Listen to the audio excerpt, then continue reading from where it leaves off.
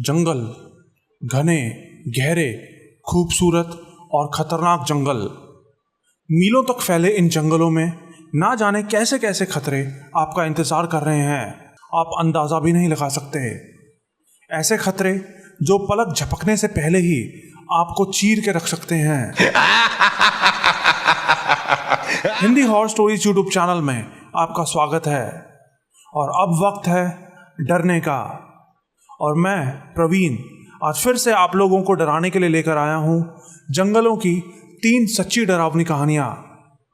अगर आप हर हफ्ते ऐसी बहुत सारी सच्ची डरावनी कहानियां सुनना चाहते हैं तो जल्दी से मेरे चैनल को सब्सक्राइब कर लीजिए। अगर आप एनिमेटेड हॉरर स्टोरीज देखना पसंद करते हैं तो मेरे एनिमेशंस चैनल को भी सब्सक्राइब कर लीजिए, लिंक आपको नीचे मिल जाएगा। तो अब शुरू करते हैं आज की कहानियां।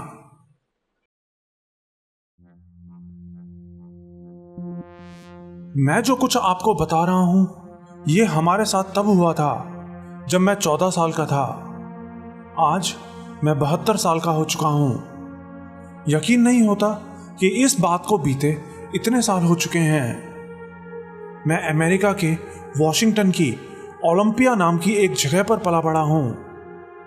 वैसे तो हम लोग शहर में रहते थे, लेकिन मेरे पेरेंट्स को शुरू से ही बाहर घूमने जाने का बहुत शौक था। हर बार जब भी हमें मौका मिलता हम लोग हाइकिंग और कैंपिंग के लिए जंगलों और पहाड़ों में घूमने निकल जाते।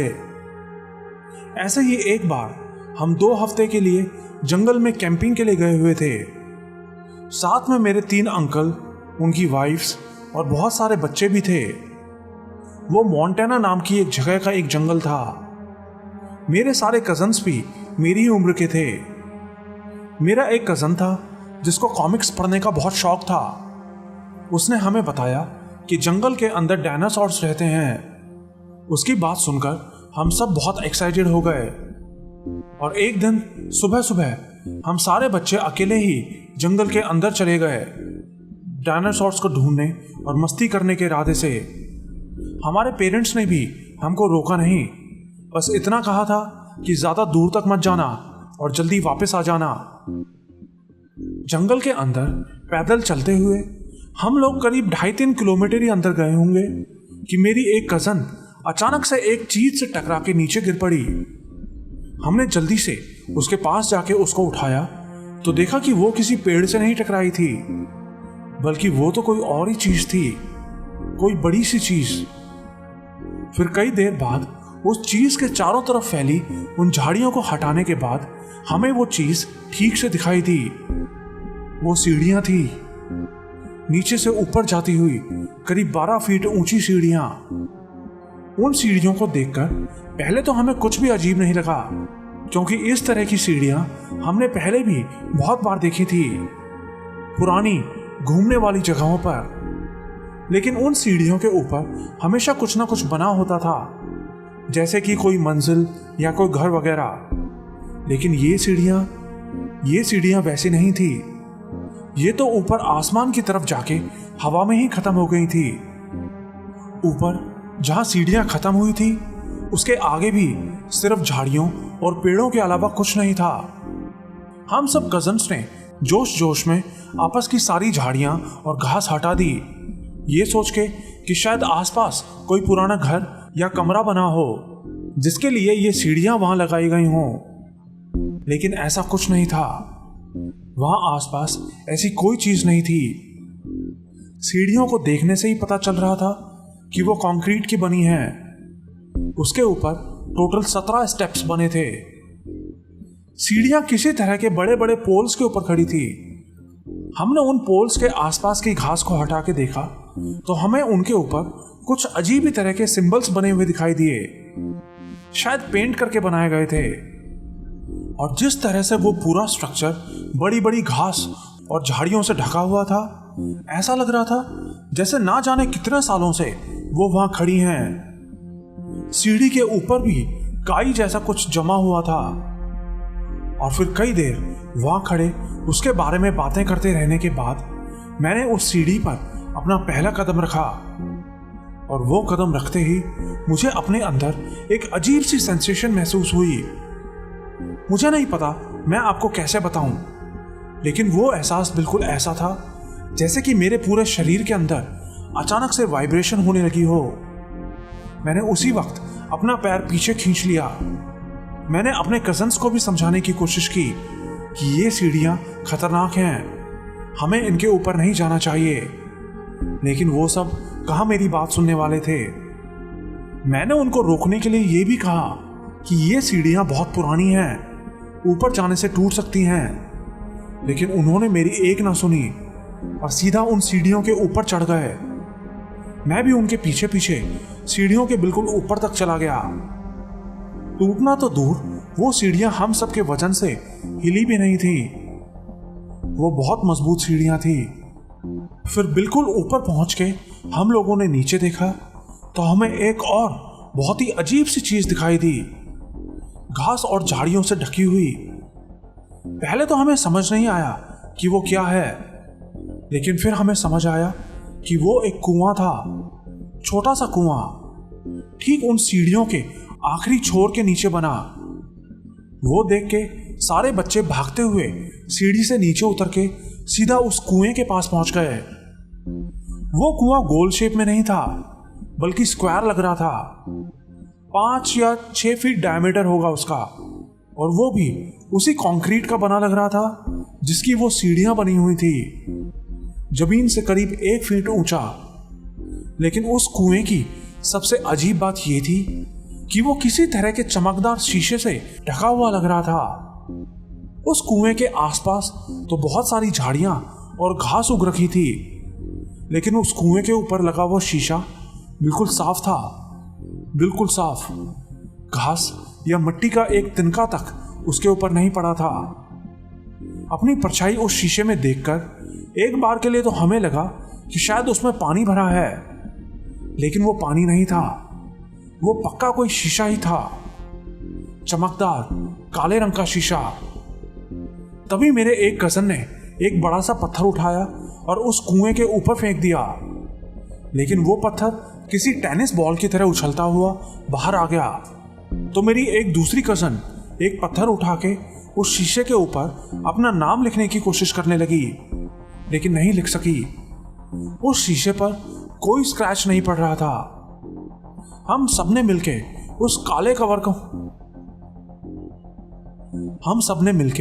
उस काले कवर जैसे शीशे को हटाने की भी बहुत कोशिश की, लेकिन उसको हिला भी नहीं सके। अब मुझे नहीं पता वो किसका आइडिया था, लेकिन फिर हम सब लोग आपस में शर्त लगाने लगे कि कौन कौन इसके ऊपर से चल के जा सकता है। हम एक एक करके उस शीशे के ऊपर से चल के जाने लगे, लेकिन फिर थोड़ी देर बाद हमें आसमान में बिजली की गड़गड़ाहट सुनाई दी। मौसम खराब होने लगा था। हमें अब वापस अपने कैंप में जाना था, लेकिन मेरा सबसे बड़ा कजन एक और बार उस शीशे के ऊपर से जाना चाहता था, जिससे कि वो ये गेम जीत जाए। और उसने उस कुएं के ऊपर कदम रखा ही था कि अगले ही पल उसकी आंखें डर के मारे फटी की फटी रह गईं, और वो उसी पल धड़ाम से उस कुएं के अंदर जा गिरा। लेकिन गिरते हुए उसने मेरा एक हाथ जोर से पकड़ लिया। वो उम्र में भी मुझसे बड़ा था, और उसके मेरा हाथ पकड़ के लटकने से मेरी तो दर्द के मारे चीख ही निकल गई। तभी मेरा दूसरा कजन रिचर्ड वहां भागता हुआ आया और उसका दूसरा हाथ पकड़ लिया। मेरी सबसे छोटी कजन भी वहां आ गई और मेरा हाथ पकड़ के उसे खींचने लगी। हम सब उसको बाहर खींचने की कोशिश करने लगे, लेकिन वो तो जैसे किसी दलदल में फंसा हुआ था। बड़ी मुश्किल से किसी तरह हमने उसको बाहर निकाला। उसके बाहर आने के बाद हमने फिर से उस कुएं के अंदर देखा, लेकिन उसमें तो ऐसा कुछ भी नहीं था जिसमें वो फंस सके, सिवाय काले अंधेरे के। यहां तक कि मेरे कजन के कपड़े भी बिल्कुल साफ थे, गीले तक नहीं हुए थे। तो वो फंसा किस चीज में था? हम सब उसी वक्त वहां से भाग गए। जाते हुए हम सब ने आपस में प्रॉमिस किया कि हम अपने पेरेंट्स को इस बारे में कुछ नहीं बताएंगे, नहीं तो हमें बहुत डांट पड़ेगी। जाते हुए पूरे रास्ते मेरा वो कजन बोल रहा था कि उसको स्किन पे जलन महसूस हो रही है, लेकिन मुझे उस पर बहुत गुस्सा आ रहा था क्योंकि उसने इतनी बुरी तरह मेरा हाथ पकड़ के खींचा था कि मेरे कंधे में अभी भी बहुत तेज दर्द हो रहा था। बाद में पता चला कि मेरा कंधा डिसलोकेट हो गया था और 1 महीने तक मैं अपने कंधे पर पट्टी बांधे घूमता रहा, जबकि मेरे उस कज़न के पैरों पर बहुत सारे अजीब से छाले पड़ गए थे, जैसे कि वो जल गया हो। उन छालों में उसको इतना दर्द होता था कि वो पैंट भी नहीं पहन सकता था। डॉक्टर ने बताया कि उसको किसी चीज से बहुत तेज एलर्जी हुई है। 3 महीने लग गए थे उसके छालों को ठीक होने में। आज इतने साल बीत जाने के बाद भी उस दिन का एक एक पल मुझे बहुत अच्छे से याद है। आज भी मेरा वो कज़न जब भी बीमार पड़ता है, उसके पैरों के छाले फिर से लाल हो जाते हैं। आज तक कोई डॉक्टर नहीं बता सका कि उसके साथ ऐसा क्यों होता है।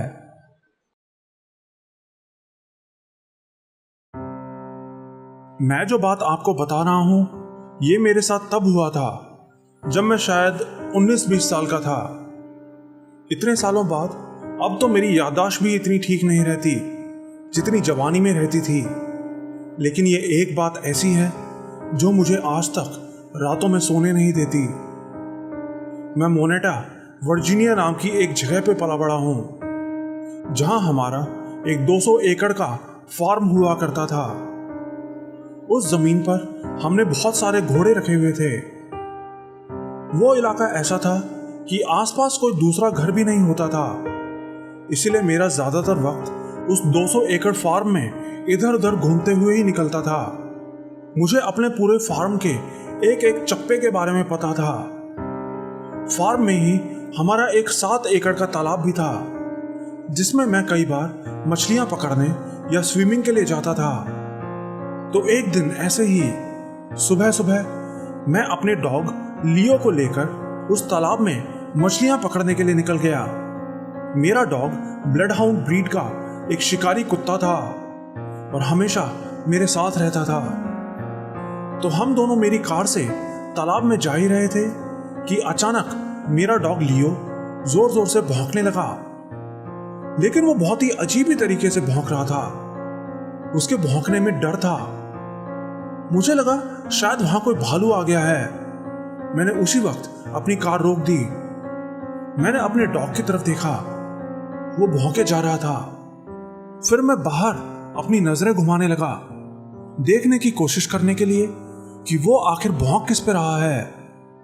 बाहर देखा तो पहले तो मुझे कुछ भी अजीब नहीं लगा, लेकिन तभी मुझे वो दिखाई दिया। मैंने देखा कि जिस रास्ते पे मैं आगे बढ़ रहा था, वो थोड़ा आगे जाके 2 रास्तों में बढ़ रहा था। लेकिन ऐसा कैसे हो सकता था? मैं तो उस रास्ते पर ऑलमोस्ट रोज ही जाता था। वो तो एक सिंगल कच्चा रास्ता था। तो अब ये अचानक से दूसरा रास्ता वहां कैसे आ गया? मैं 2 मिनट उन दोनों रास्तों को बहुत ध्यान से देखता रहा। मैंने नोटिस किया कि जो रास्ता राइट साइड से जा रहा था वो तो बिल्कुल नॉर्मल लग रहा था, लेकिन जो रास्ता लेफ्ट साइड से जा रहा था वो बहुत धुंधला सा नजर आ रहा था, जैसे कि मैं किसी शीशे में उसकी तस्वीर देख रहा हूं। लेकिन वो दोनों रास्ते बिल्कुल एक जैसे थे। यहां तक कि उन दोनों रास्तों में लगे पेड़ों के पत्ते भी बिल्कुल एक जैसे थे।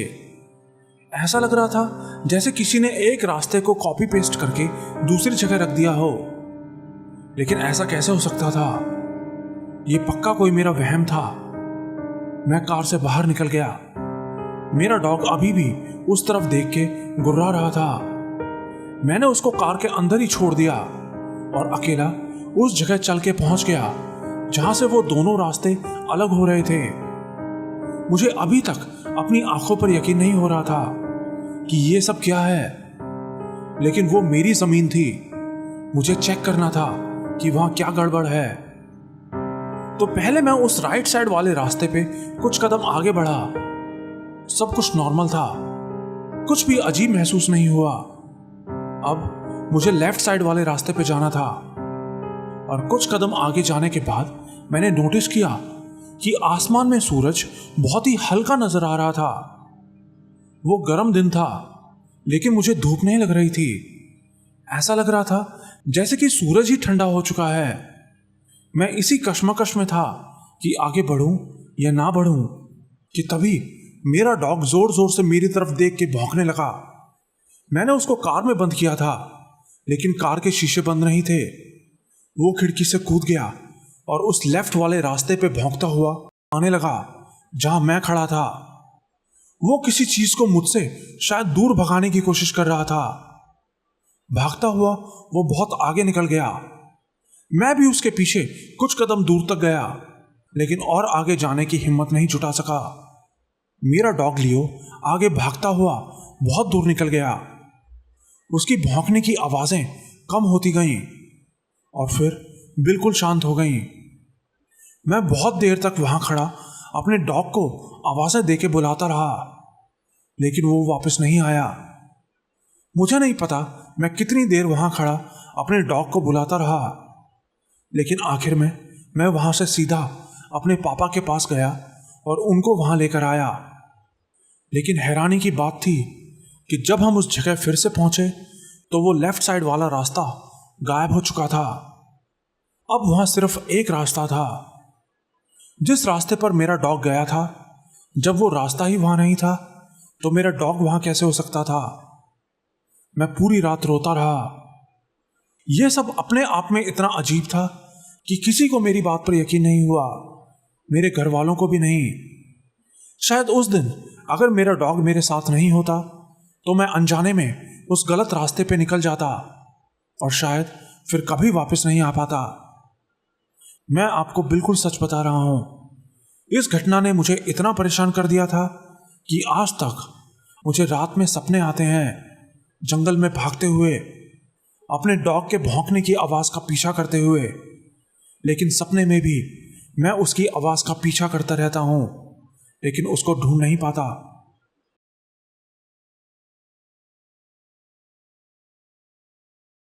मैं आपको अपने साथ घटी वो कहानी बताना चाहता हूं जिसने बचपन से लेकर आज तक मुझे परेशान किया हुआ है।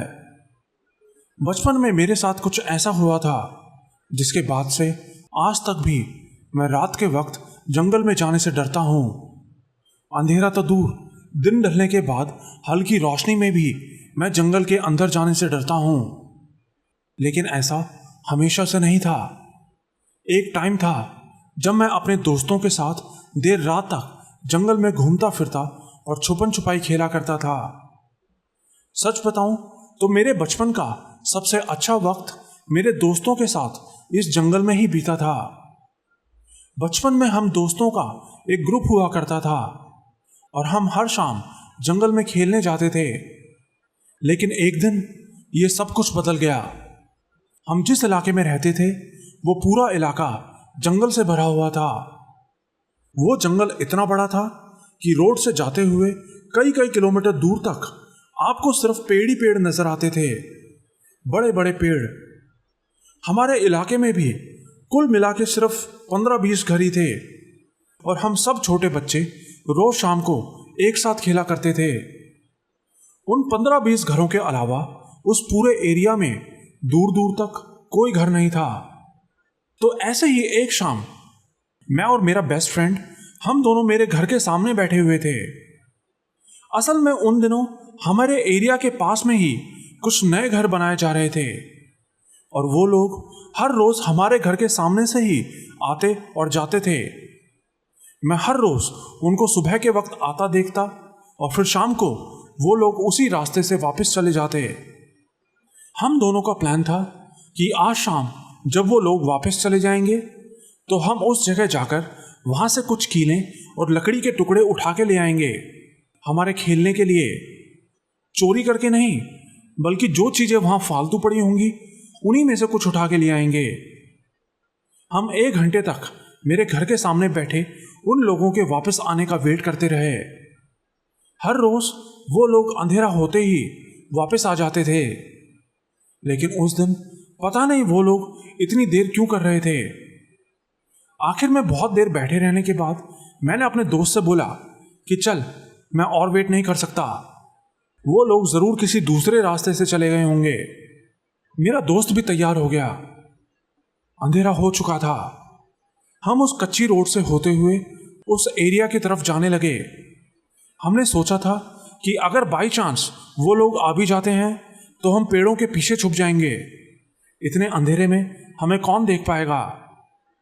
और फिर बस 15-20 मिनट पैदल चलने के बाद ही हम उस जगह पर पहुंच गए।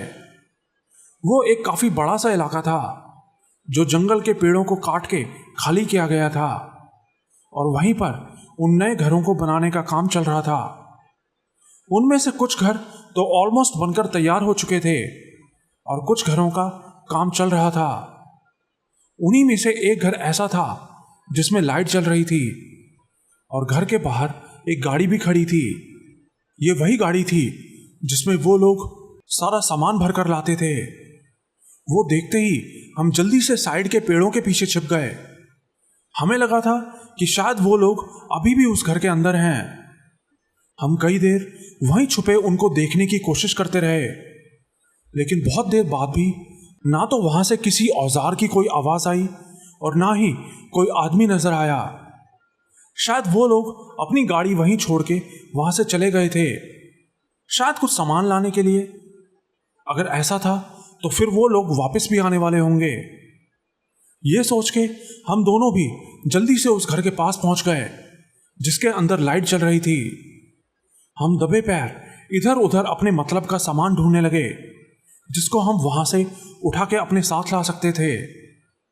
यह तो पक्का था कि वहां अब कोई नहीं था।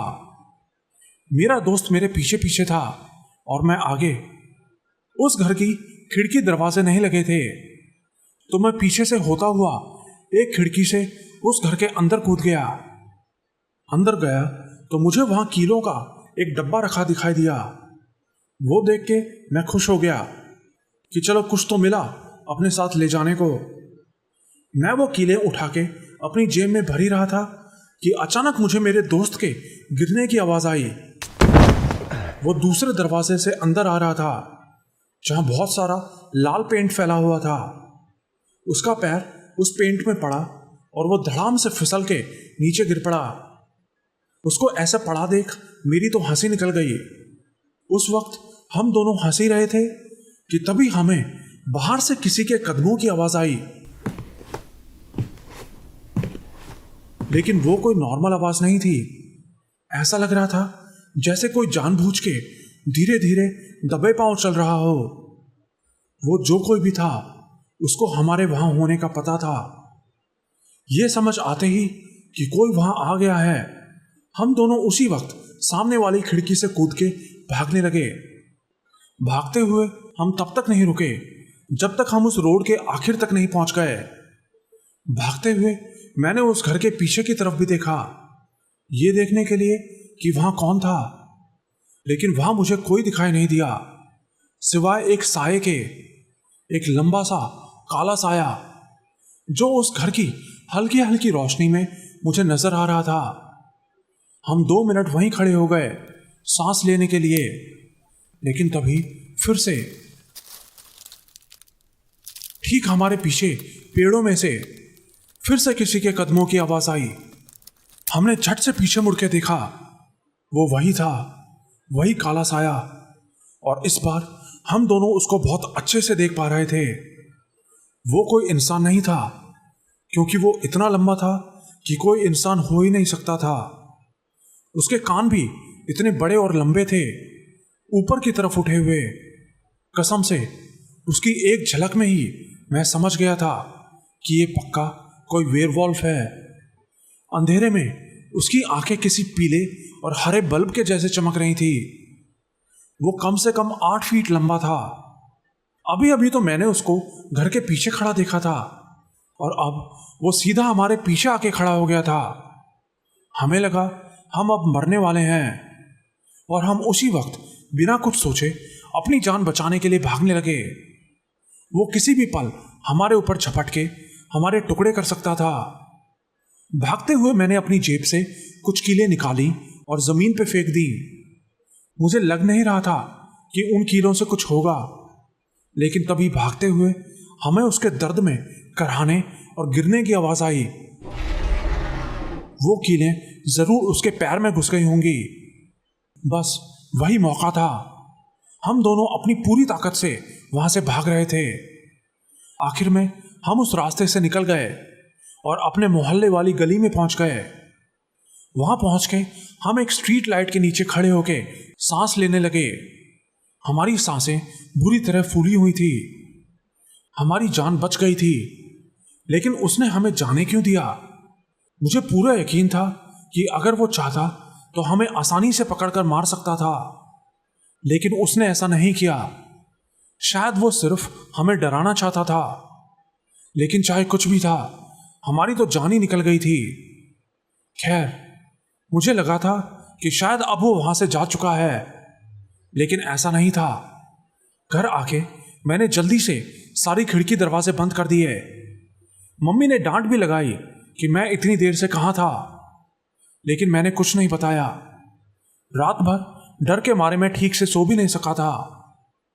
बार बार ऐसा लग रहा था जैसे वो शैतान अभी खिड़की से आएगा और मुझे उठा के ले जाएगा। लेकिन सुबह होते होते मेरा वो डर भी खत्म हो गया। सुबह उठते ही सबसे पहले मैं जल्दी से अपनी खिड़की के पास उसको देखने के लिए गया कि कहीं वो अभी भी मेरी खिड़की के पास तो नहीं खड़ा, लेकिन वहां कोई नहीं था। लेकिन फिर जब मैंने अपने घर के बाहर जाके चेक किया तो देखा कि ठीक मेरे कमरे की खिड़की के बाहर बड़े बड़े पैरों के निशान बने थे। वो देखते ही मुझे समझते देर नहीं लगी कि ये पक्का वही शैतान था।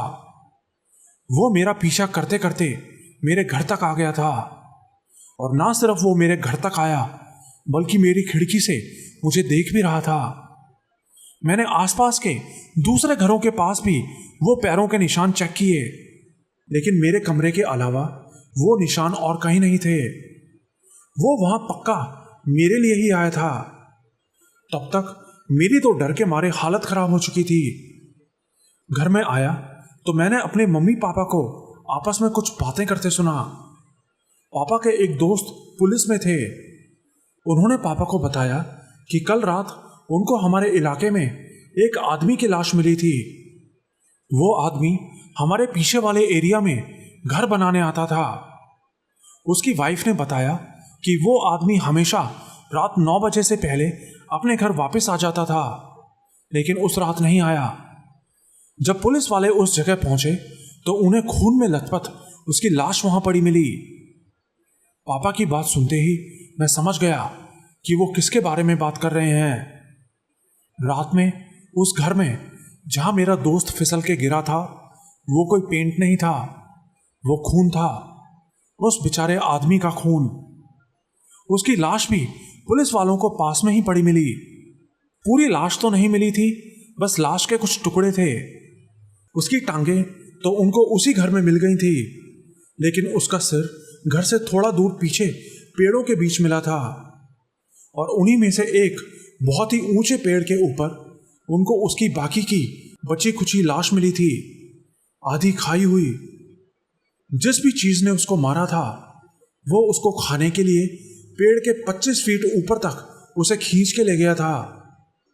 पापा के मुंह से ये सारी बातें सुन के मैं और डर गया। मुझे पता था वो एक वेयरवॉल्फ था। उस रात मेरी किस्मत अच्छी थी जो मैं बच गया था। आप लोगों को भी मैं बस यही बताना चाहता हूं कि जंगल में जाते हुए हमेशा इस बात का ध्यान रखें कि जंगल में ऐसे शैतान भी मौजूद हैं जो इंतजार कर रहे हैं आपके वहां आने का और आपको अपना शिकार बनाने का।